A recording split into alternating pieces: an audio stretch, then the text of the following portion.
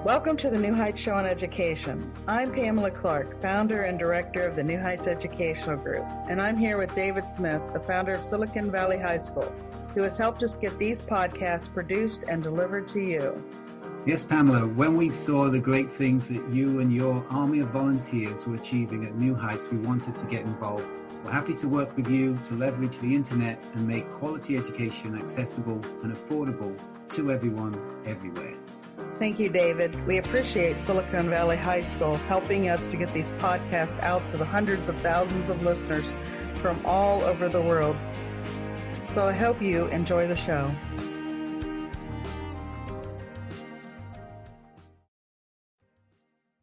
In this week's episode, we will discuss education reform on mission. Hello, everyone. This is Danielle Washington coming to you live from Ms. Buffy Williams' office. Just sitting around thinking about life and trying to become better people tonight, so check us out. Welcome back.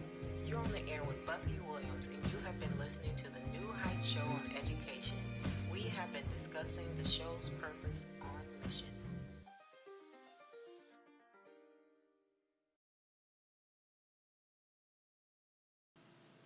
Good evening, ladies and gentlemen. This is your host, Buffy Williams, and you're listening to the New Heights Educational Group, the New Heights Show on Education. Tonight's topic is a review of the Iep process and augmenting our previous show on the Iep process.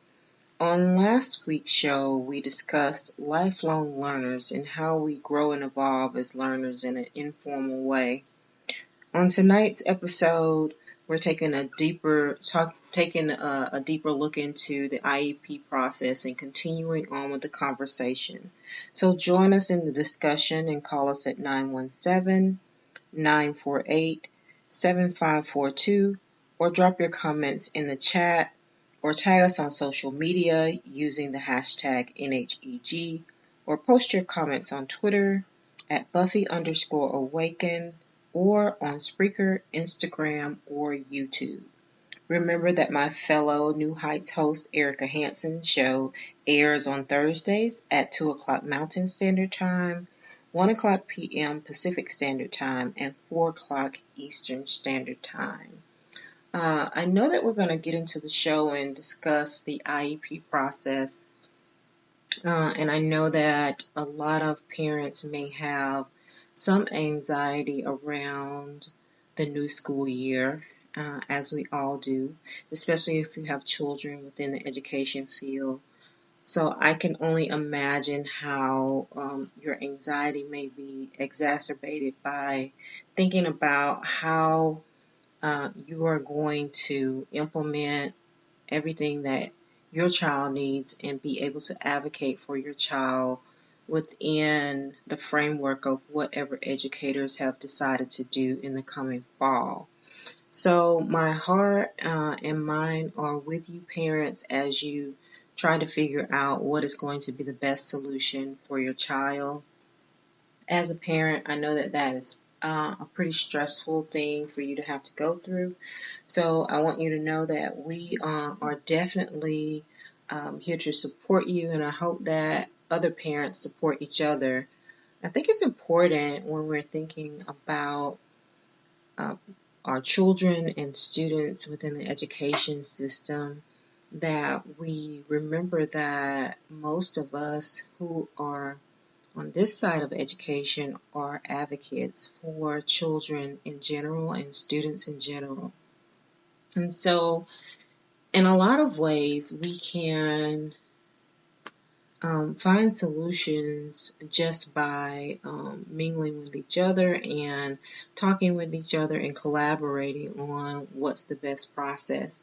We know that the role as a parent who is seeking out additional services for their children can be a challenging process in itself, but if your child has special needs, that's an additional thing that parents have to work with the educators and their child's teacher and the school administration on getting the best IEP process that they can.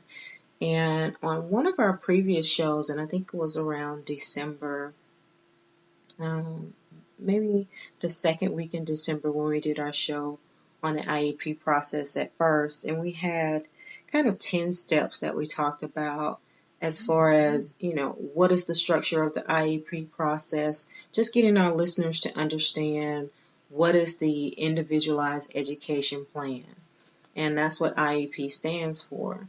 And so Individualized Education Plan just simply is a way for teachers to be able to implement an education program that's going to best fit the child. And we know that with this, educators are involved, the parents are involved, and then in some ways, of course, legislation is what mandates this, because it's all derived from the Individuals with Disabilities Act in Education, which ensures that any child from the ages of 3 through age 21 can receive the required services, and schools are required to identify and support those students if they have special needs. And so early intervention services are offered for parents as early as age 3. And on that show, we also outlined the kind of structure that goes into the IEP process, and we talked about the nuts and bolts of, what parents could do from the start of the IEP process and kind of what to expect with that also. So I encourage you to go back and listen at that show if you haven't. But one of the other things that on this show, one of the reasons why we want to kind of explore some of the topics that we've already discussed is that sometimes we don't get a chance to explore all the things that we would like to cover within one show. So if there's something that, intrigues you about the previous show and you feel like maybe there are some gaps in that and you could learn some additional information, I do encourage you to go to the resources that I list each time on each show to get additional information, because I'm simply a sound piece for you guys to kind of give you ways to explore additional resources that are out there for free for parents and educators alike, and administrators, of course, already know about these resources. But sometimes you just get overwhelmed and you have so many things that you have analysis by paralysis, right? You have so many resources, you don't really know where to start. And I always encourage you to definitely start with the U.S. Department of Education, which is ed.gov. And I have an additional resource for tonight, which is idea.ed.gov. And that just simply gives you additional information on the effective educational programs for students, and it also has questions and answers for parents, and also it has an Exceptional Children's Assistance Center.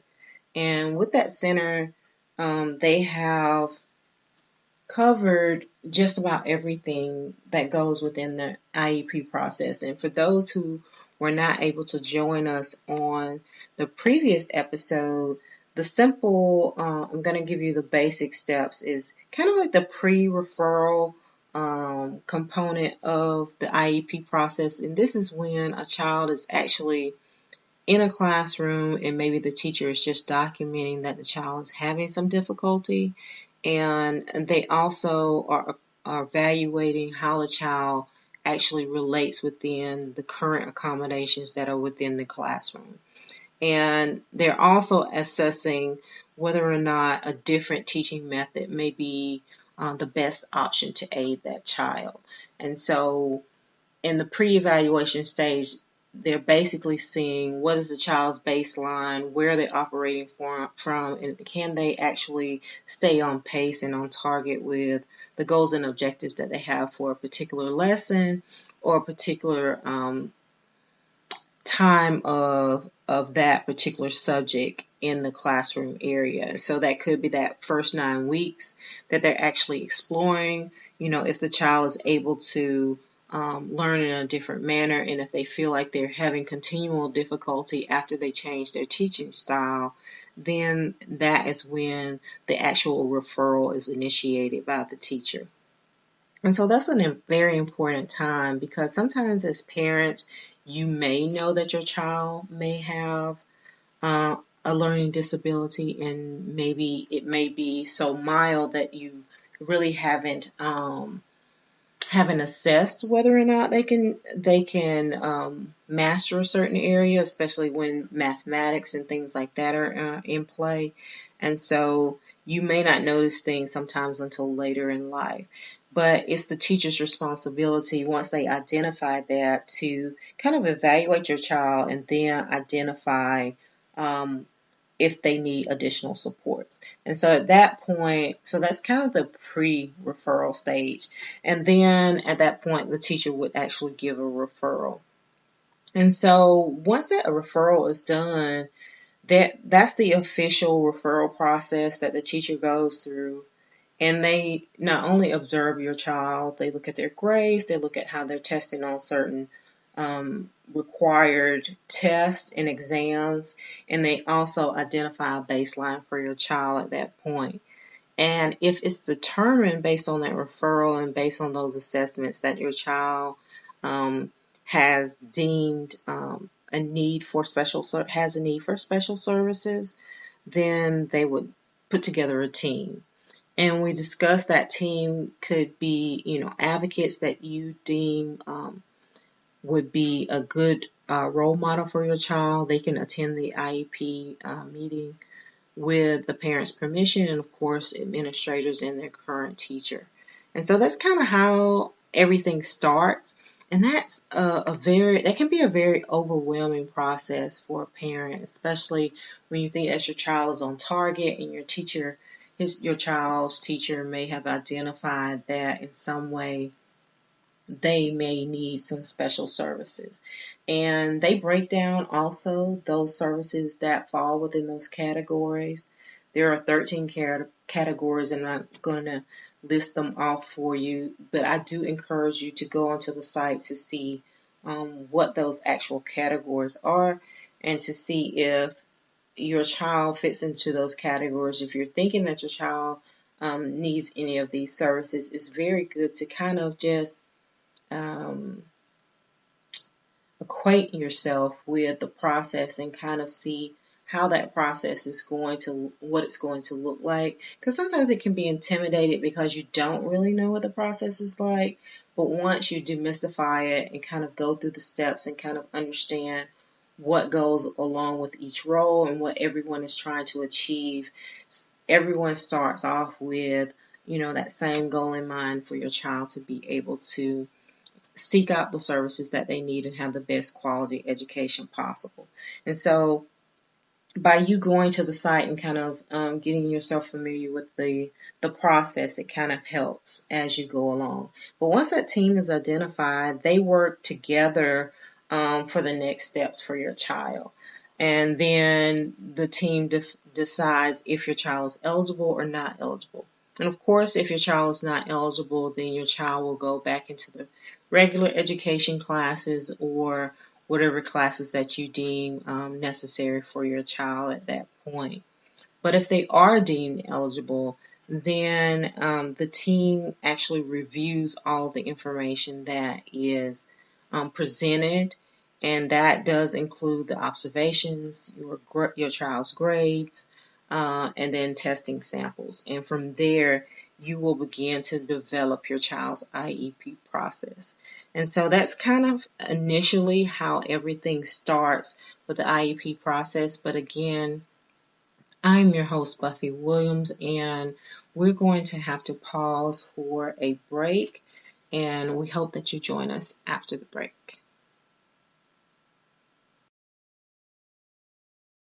Right now, you might be struggling through your classes or even failing them. You might be worried that you may not finish high school. There might have even been a thought that you may not be smart enough. Well, the New Heights Educational Group begs to differ. We not only think you are smart enough, but with our help, you will complete your high school diploma. The New Heights Educational Group strives to improve your academic success through its tutoring services. To learn more, please visit newheightseducation.org and contact us. New Heights Educational Group, educational resources to help reach your goals. This podcast is brought to you by Silicon Valley High School, the world's fastest growing, video-based, self-paced, teacher-supported, fully accredited online school that's recommended by more than 96% of students. Take individual courses at just $95 each, or earn your high school diploma at any age. Check us out at svhs.co. Welcome back. I'm your host, Buffy Williams, and you're listening to the New Heights Educational Group, the New Heights Show on Education. And tonight's topic is a review of the IEP process that we have spoke about on this show in December of last year.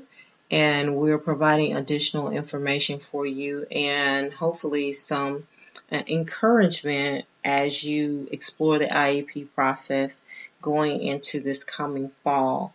We also spoke about Exceptional Children's Assistance Center and the Department of Education's website and idea.ed.gov, which I encourage you listeners to go to. And we talked about the starting point for the IEP process.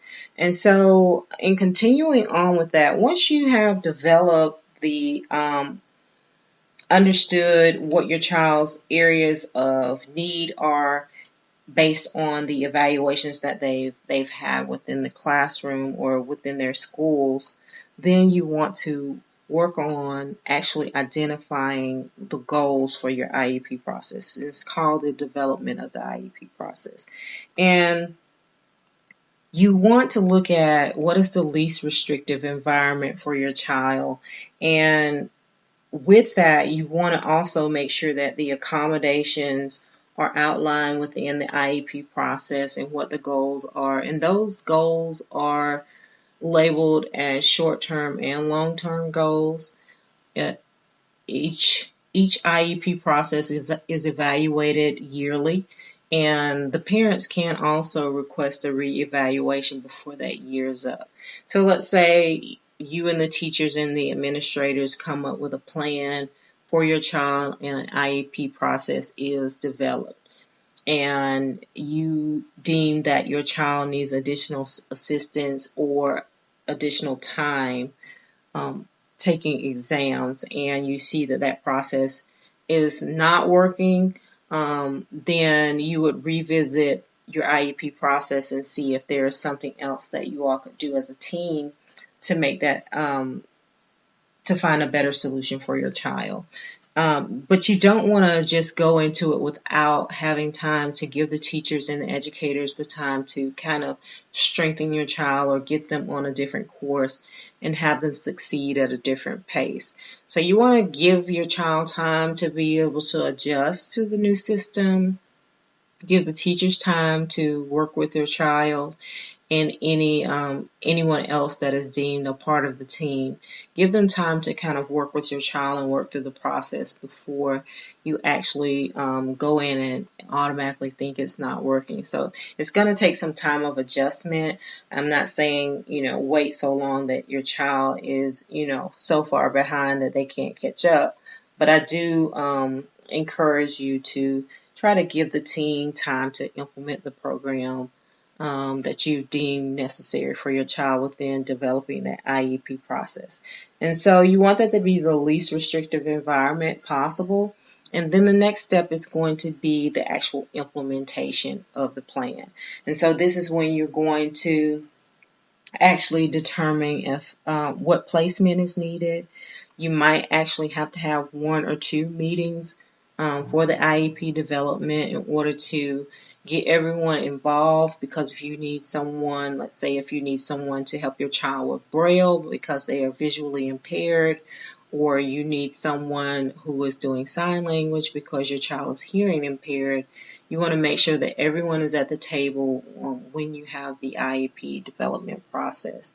And you want to make sure that you understand and ask as many questions as possible, because you are your child's advocate. And so you're the one if you don't ask the questions, then they might not necessarily at that point identify, what all your needs are. So, take some time, clear your head, and come in with a written plan or written questions, and just simply ask the question. And they'll let you know what is allowable and what's not allowable, and what they can do within the parameters of the services that they offer at that particular school. And so you just, as a parent, just advocate for your child and ask the question, because there's no harm in asking the question. And so while they're implementing those services, and those services are commenced, then the accommodations and modifications will be implemented at that time. And then the last step is actually the review of the IEP process and reevaluation. And again, that is done annually, but it can be requested before the annual year is up if necessary.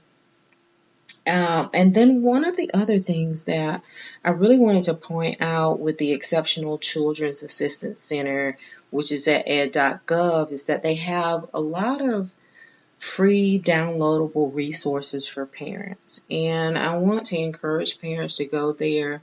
Like I said, I know that sometimes you are bombarded with so many resources and information. It's always good to just identify a good quality resource and just stick with that until you can kind of filter through what is required for your child. Knowing the laws is very important. And so looking through all that material and making sure you understand it for yourself. And so that's why it's good to just ask those questions.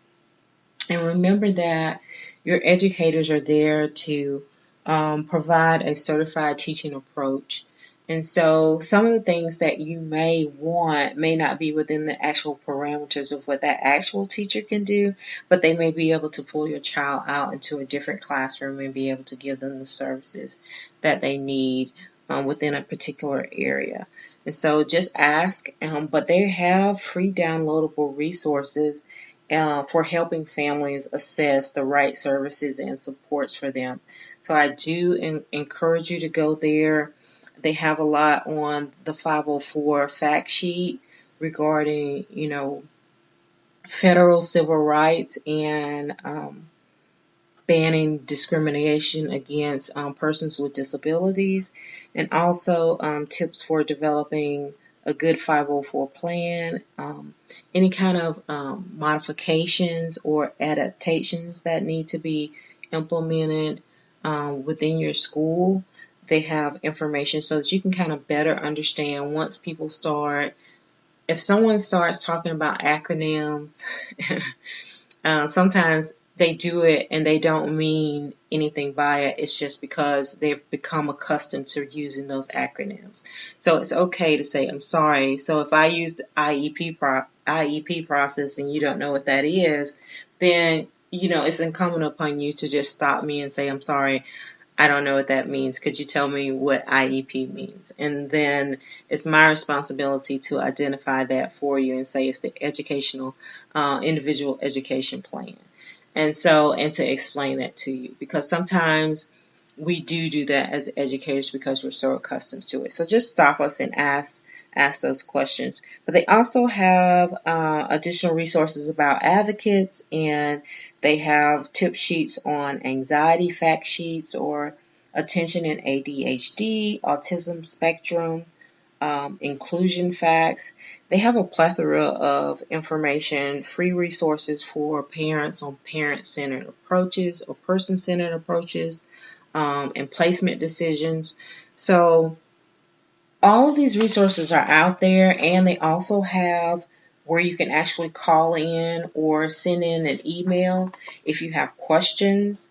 And they have parent educators that can talk with parents one-on-one about any issues that they think that they may have, or if they have an area where they want to actually just find out more information so that they can be more prepared as they go into the IEP process.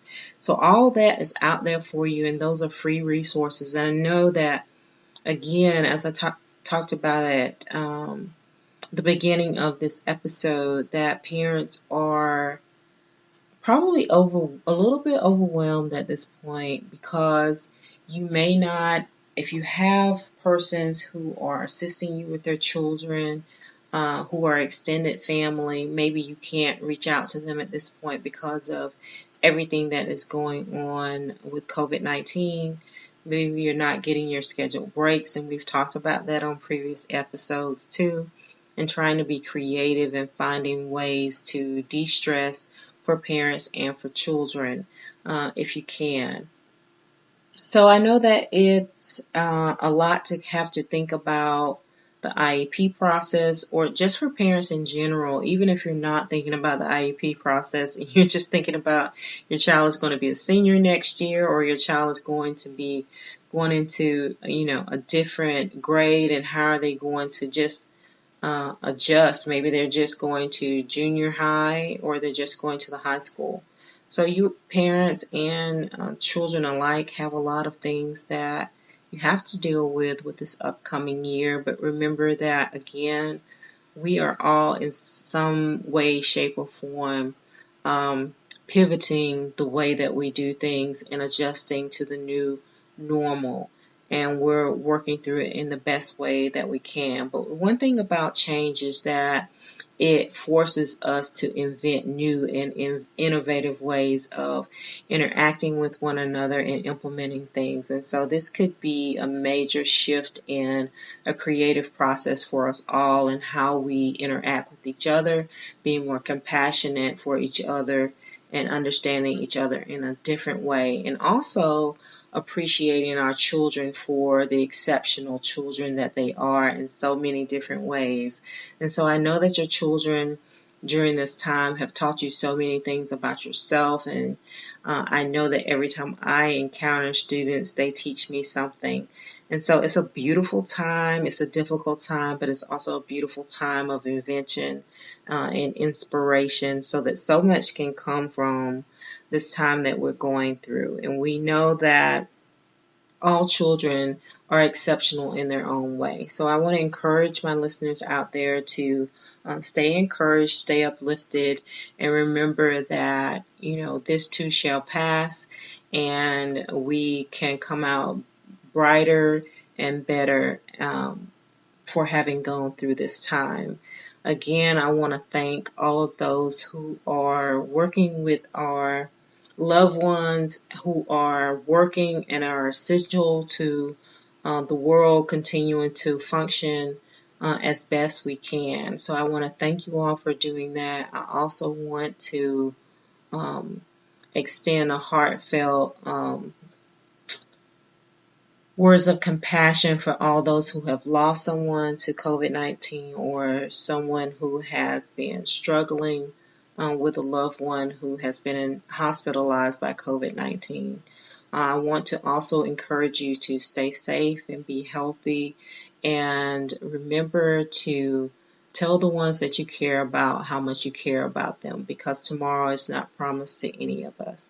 So again, I am your host, Buffy Williams, and you're listening to the New Heights Educational Group, and I want to thank you for revisiting the IEP process with me on tonight, and I hope that you join me next week.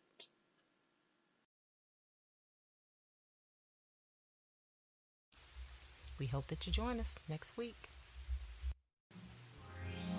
That's our time, and you have been listening to the New Heights Show on Education. I'm your host, Buffy Williams. If you like what you've heard, search for us on your smart speaker and listen to us anytime. Thank you for listening. Good night. Until we meet again next Tuesday night, 6 p.m. Central Standard Time, 7 o'clock p.m. Eastern Standard Time, as we discuss next week's topic. Enjoy expanded content from the New Heights Education Group hosts on Blog Talk, iTunes, SoundCloud, Spreaker, and Watch No Learn.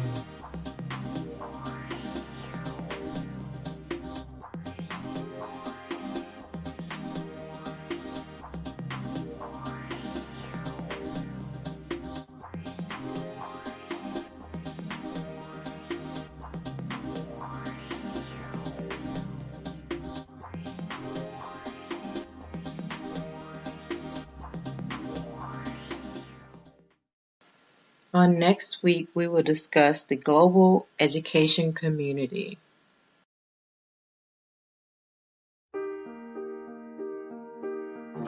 We hope you enjoyed today's show.